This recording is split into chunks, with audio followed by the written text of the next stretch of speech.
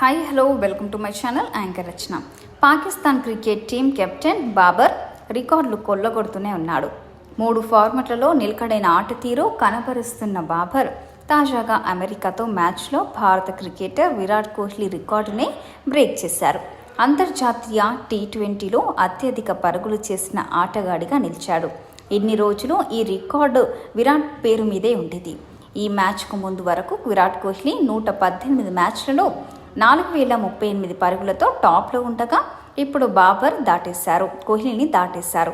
అమెరికాతో మ్యాచ్లో బాబర్ 43 బంతులలో 44 రన్స్ చేయడం ద్వారా ఈ ఘనత సాధించారు.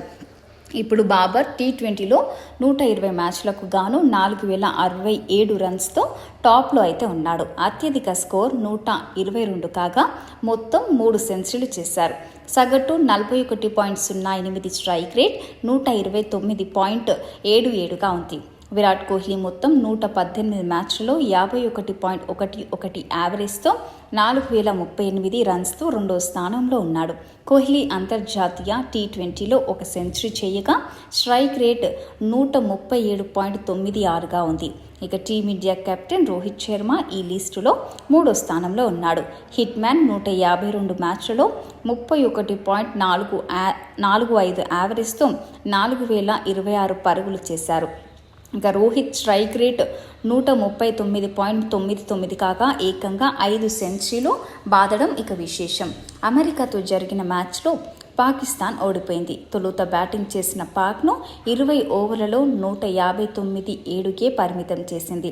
బాబర్ 43 బంతులలో 44 టాప్ స్కోరర్. తర్వాత 160 లక్ష్యంతో బరిలోకి దిగిన అమెరికా జట్టు 20 ఓవర్లలో సరిగ్గా 3 వికెట్లు కోల్పోయి 159 పరుగులకే చేసింది.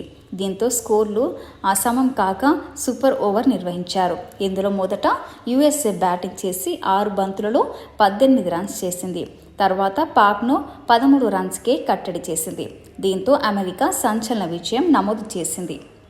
ఇలాంటి మరిన్ని లేటెస్ట్ అప్డేట్స్ కోసం మన ఛానల్ని సబ్స్క్రైబ్ చేసుకోండి, లైక్ చేయండి, షేర్ చేయండి. పక్కన ఉన్న బెల్ ఐకాన్ క్లిక్ చేయడం మాత్రం మర్చిపోకండి.